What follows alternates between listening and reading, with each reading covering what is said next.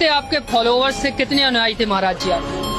देखिए, फॉलोवर्स की अगर हम बात करें तो कम से कम मेरे जो स्वयं के शिष्य हैं, जो पुश्तैनी शिष्य हैं, वो कम से कम 10,000 लोग हैं। महाराज जी, जैसा कि आज आप बैतूल आए हैं, तो यहाँ की इस आश्रम के बारे में आपको जानकारी कहाँ से मिली? देखिए भाई साहब, मैं सारे शास्त्रों को पढ़ने के बाद गुरुजी के सत्संग को साधना चैनल में देखना प्रारंभ किया और बहुत दिनों से मैं इस सत्संग को देखना प्रारंभ किया।